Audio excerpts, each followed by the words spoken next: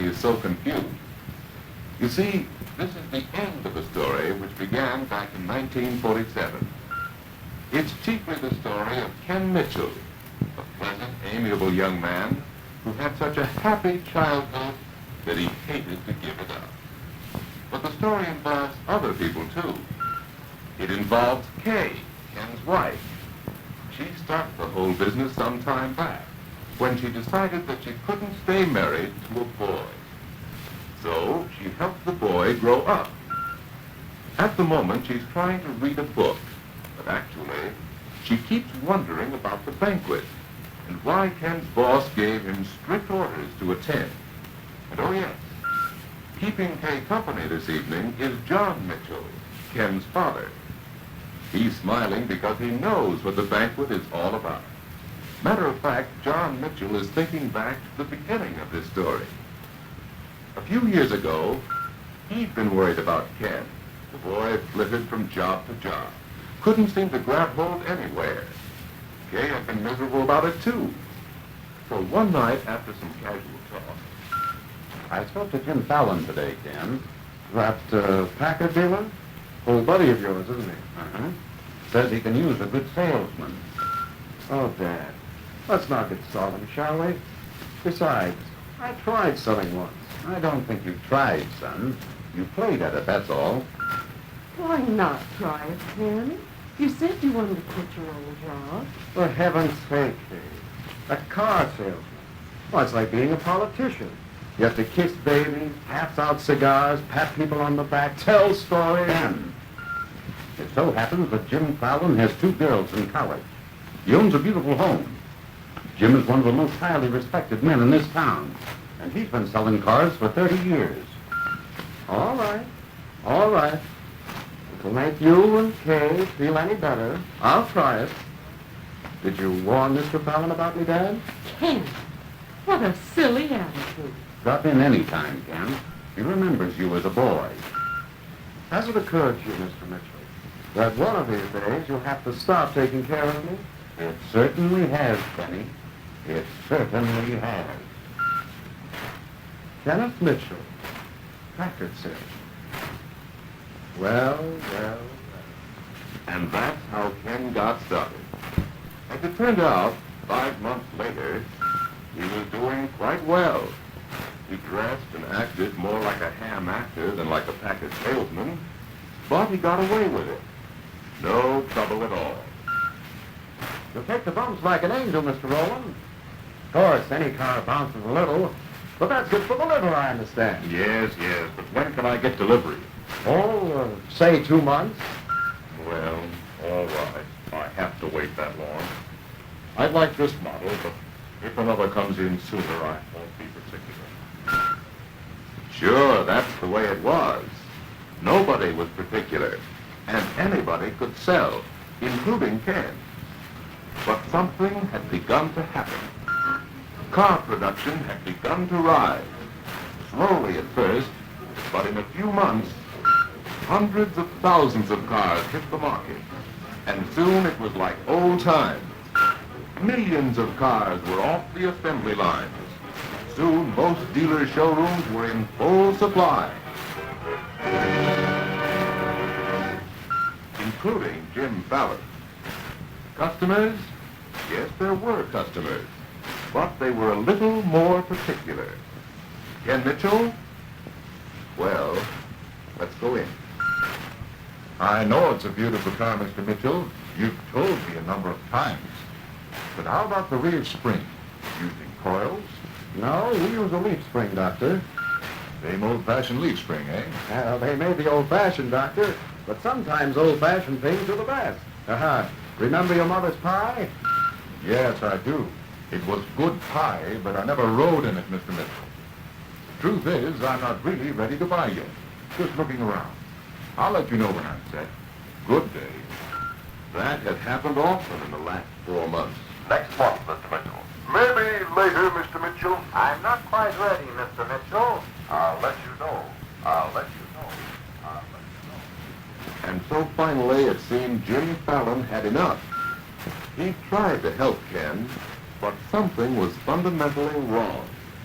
So Ken, will you come in, please? Right, Mr. Fallon. Sit down, Ken. I have something unpleasant to say. You may as well relax. It'll take a minute or so. Maybe I shouldn't have waited this long, but I've been hoping... Go ahead, Mr. Fallon. I know I've been quite a flop lately. I've got another lecture coming. Candidly, you have been a flop, and you've done nothing about it. Well, I just don't understand. I certainly sold cars when I started here. You're kidding yourself. When you came here, all you had to do was take orders. But you're expected to sell now. You're in a buyer's market. Any suggestions, Mr. Fallon? I've made all the suggestions I know. I just wanted to review a few. I just heard you agree with a prospect when he said that Packard has an old-fashioned lead spring. Did you read the booklets I gave you? Yes, in a way. Apparently, it wasn't the right way. Otherwise, you would know the kind of spring we do use. You can't seem to understand that a gag doesn't sell a car. A good salesman has to know the car thoroughly. There's nothing more important than product knowledge. Another thing. Months ago, I suggested you work up a prospect list we could go over together. You never brought one in. Did you work on it? Well, it got sidetracked somehow. Yes, most of my suggestions did. Some time ago, I mentioned your clothes. You're selling a quality car to people looking for quality. They are not impressed by a salesman who dresses and acts like the juvenile lead in a romantic comedy. Now understand this. A Packard represents a big investment to the buyer. He is quite serious about the whole business of buying a car. And the best you can do is make a joke about it. You're flippant. But, Mr. Fallon, I'm not through. One of the reasons for your flippancy is your ignorance of the product. If you could answer with a fact, you wouldn't have to hide behind a joke. Gosh, it isn't that serious, Mr. Fallon. After all, a car's just a car. Yes, that's what's wrong with you. A car is a car and a job's just a job. Well, right now, you haven't got a job. You're fired. And that was that. But the moment Ken left, Jim smiled mysteriously and put through a call. Yes? Yes, I just fired him. Sure, it was tough, but he had it coming. Well, I hope it works. Fine, Jim, fine. I've got a few more shots for him when he gets home. And if this doesn't do the job, I'll give up. Sure. Bye, Jim. But poor Ken, I feel so wicked plotting against him. Now, Kay, it's not against him. Jim Fallon agreed to give Ken a chance, that's all. And we agreed that if Ken didn't make good, he should be kicked out, but hard. Ken's been babied from job to job long enough. So remember, Kay, no sympathy and no coddling. He's had too much of it. Okay, Dad. You're right. On his way home, Ken was perturbed, not feeling too badly. Kay would be sweet about it, and Dad knew other businessmen. Nothing to worry about, really. He'd tell them after dinner. But this new Packard in front of his house, that wasn't his dad's. His dad had a 42 model. Curious? Hi, Kay. Hello, Dad. Say, somebody parked a brand new Packard out front. Wonder who? And good looking, isn't it, Ken? I'll say. None of the neighbors have one. That's why I wondered. It's mine, Ken. I traded in the 42. Will you say that again, Dad? Well, I was happy with the old Packard till Jim Fallon got me to ride in a new one. He sold me on it. But why didn't you buy it from me? You never asked me to, Ken. Jim did. Oh, I see. Oh, well, I guess Fallon was smart to fire me. Mr. Fallon fired you. Oh, Ken. Yes, Ken Mitchell was meant for nobler things than selling. We know that now. You know, Dad, the next job you line up for me... Ken, this used to be funny. It isn't anymore. It isn't funny, Ken. And from now on, line up your own jobs. Good night. Good night, Billy. Good night, Dad. I'm going to bed, Ken. I'm not hungry. Your dinner's on the stove if you want it. And so, finally, Ken Mitchell was on his own. No sympathy, no help, and no appetite. He stood there for some time, brooding.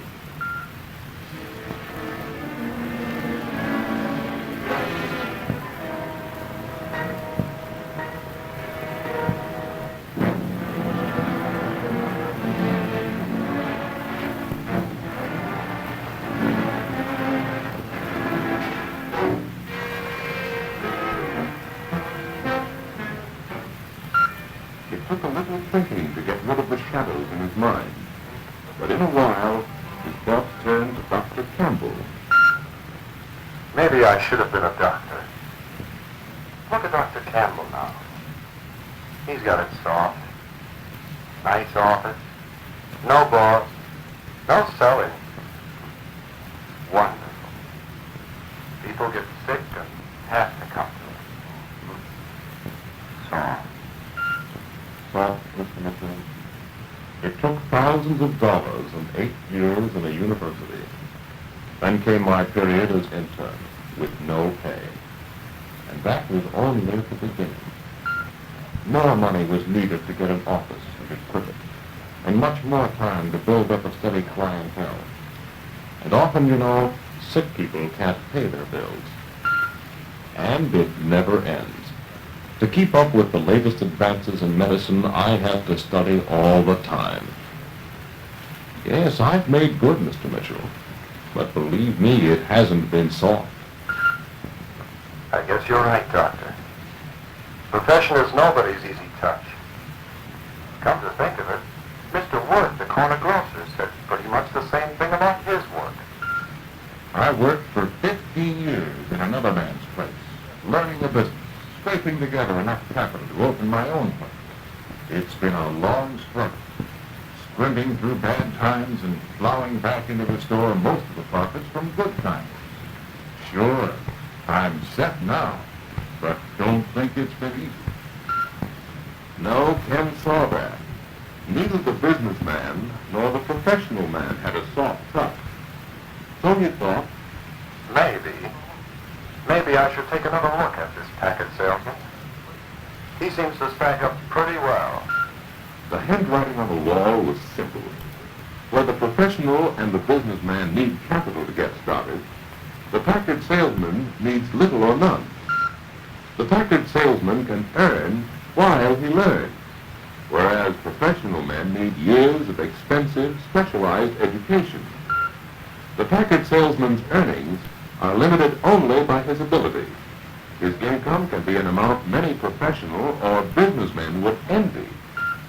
His contacts include the finest people in the community. He makes important and valuable connections. He develops an ability needed in every field. Salesmanship. A good salesman is in constant demand. The salesman can rise to the highest executive position. Top leaders of American business are often salesmen.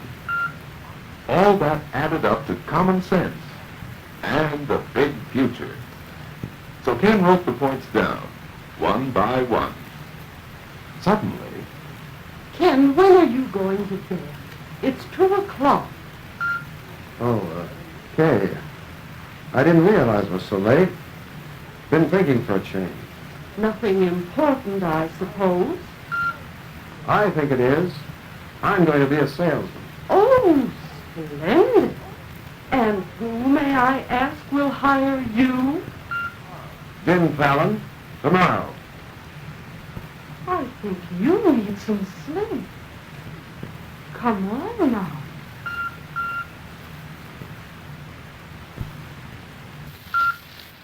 So, in a way, Mr. Fallon, the whole thing was partly your fault.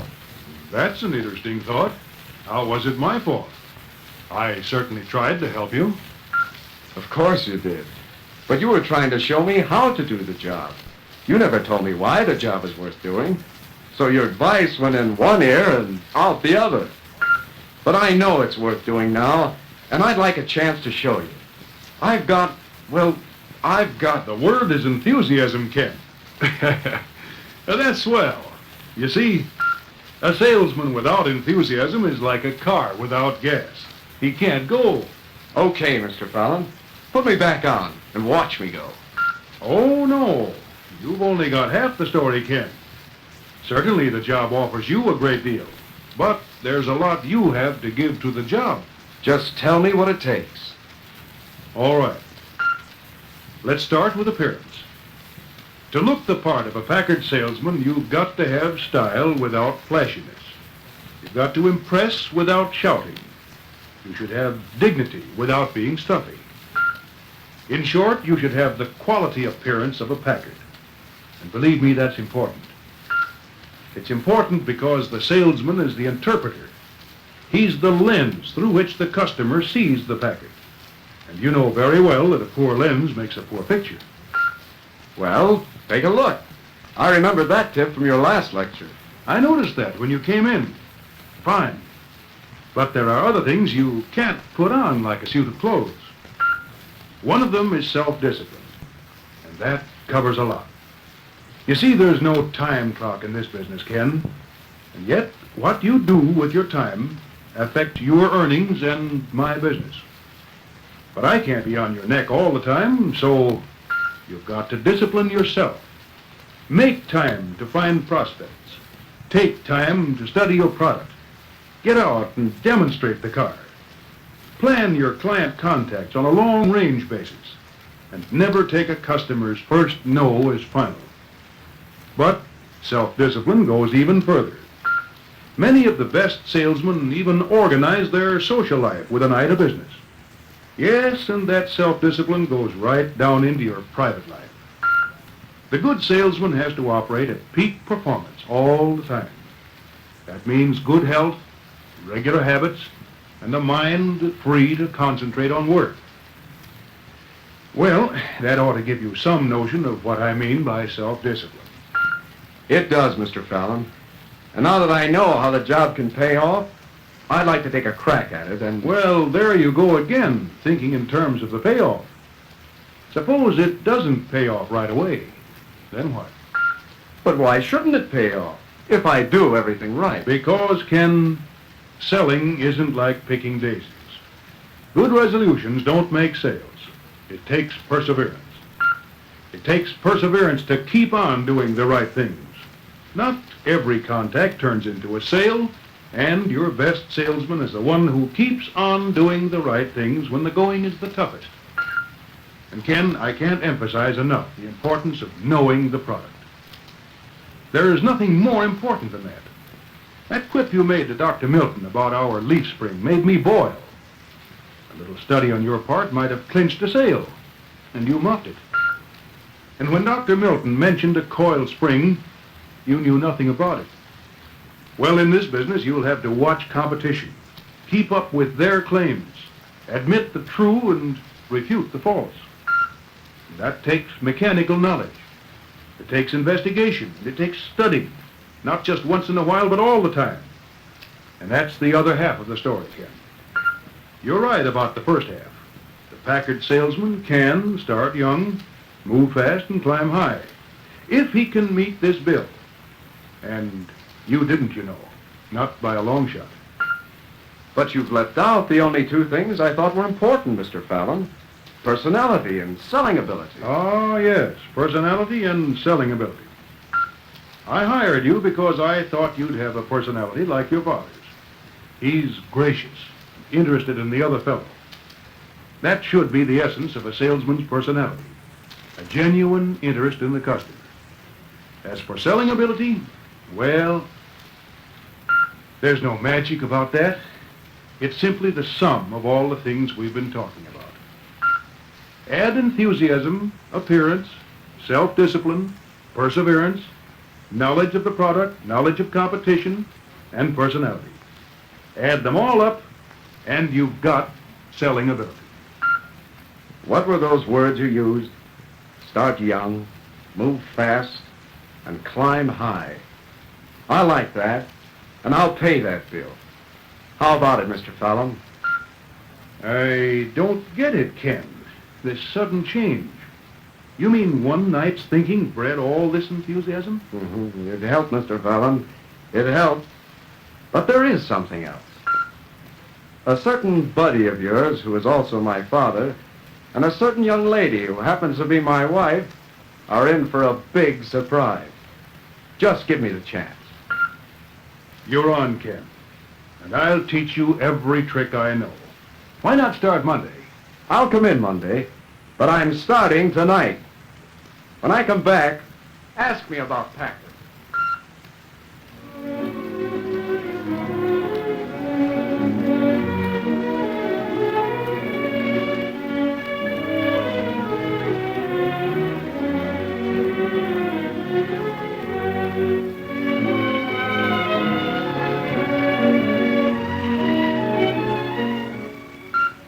One day in the year 1897, Mr. James Ward Packard, owner of a Winton horseless carriage, visited Mr. Winton.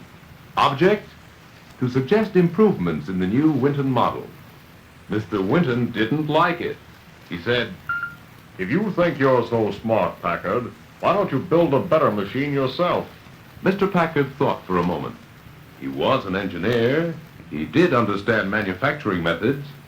So he said, I think I'll do just that, Mr. Winton. So James Ward Packard left Mr. Winton and set to work. In 1899, the Packard, the better machine, was completed. And it has been the better machine through half a century. Thousands of makes have come and gone since then. Packard remains. And no wonder. In 1902, James Packard was asked for information about the Packard. With full confidence that he'd built well, he said, Ask the man who owns one. and for almost half a century, that confidence in Packard performance continues. That slogan remains a constant challenge. In 1904, the distinctive Packard radiator lines came on the scene. By popular demand, those lines, refined and modified, have remained to distinguish Packard to this day. Before the days of our service organization, the red hexagon was put on Packards which had been reconditioned at the factory. It stood for highest quality work by Packard's world-famous craftsmen. Packard owners took pride in it then, and it still symbolizes Packard craftsmanship today.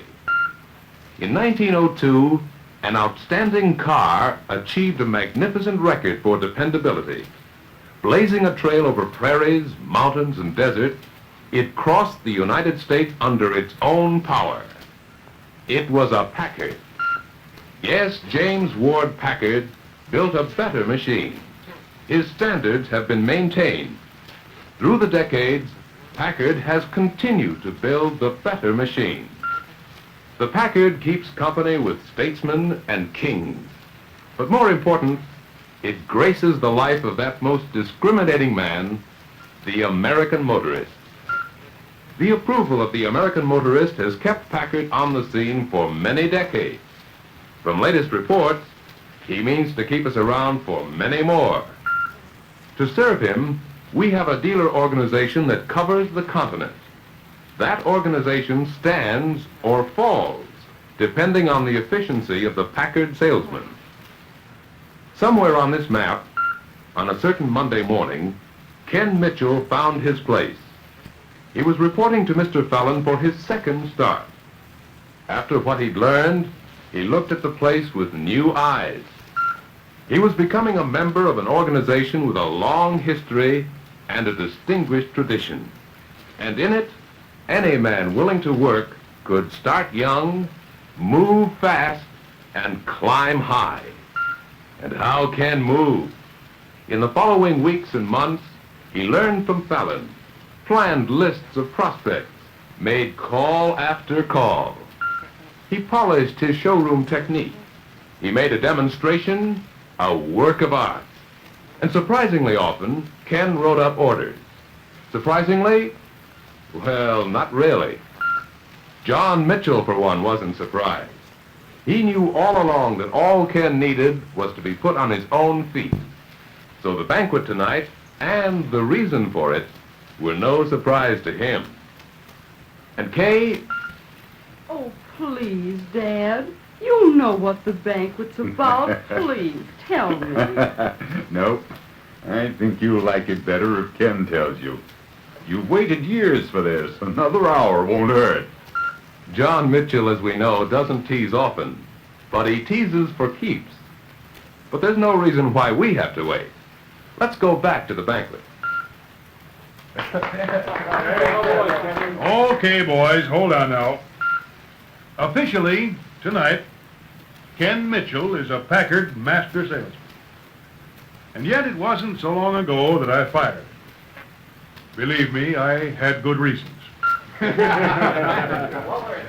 What happened to Ken between that day and this is a story I'd like to tell sometime, but not tonight. Tonight, I think we want a word from Ken. Right, very good idea. Thanks for the cheers, guys. A lot of those cheers should go to Jim Fallon. He knows his job, and he knows how to teach it. I want to thank him for giving me a second chance and making the most of it. Hold it, boys. Ken is a good salesman and a modest man. That's an unusual combination.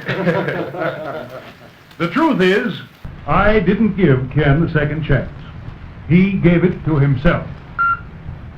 One night, for reasons best known to himself, Ken sat down and took a long, hard look at the career of a Packard salesman. He liked what he saw.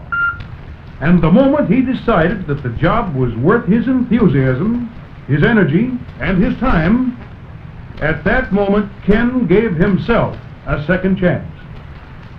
I don't want to get corny, boys, but we all tend to get into a rut sometimes. When we do, let's follow Ken's example. Take a good look at the job and at ourselves. Let's all give ourselves a second chance.